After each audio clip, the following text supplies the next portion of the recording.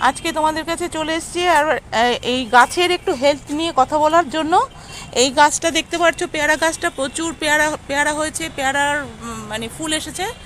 এই এই একটু একটু করে দেখাচ্ছি তোমাদের। আর এখন আর বেশি কিছু বলবো না, আজকে বিশ্ব হেলথ দিবস।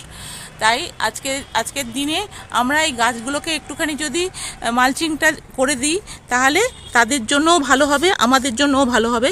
এই যে দেখো এই গাছটা, এই গাছের, এটা পেয়ারা গাছের গোড়া। আমি এই পাতাগুলোকে গুঁড়ো করে রেখেছি।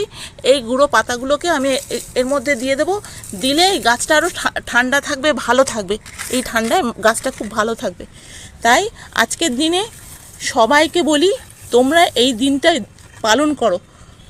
এই দিনটা পালন করো, গাছের ভালো হবে, তোমাদের ভালো হবে, পরিবেশের ভালো হবে, প্রকৃতির ভালো হবে। আমি এইটুকু বলে আজকে তোমাদের কাছে বিদায় নিলাম। আজকের জন্য টাটা।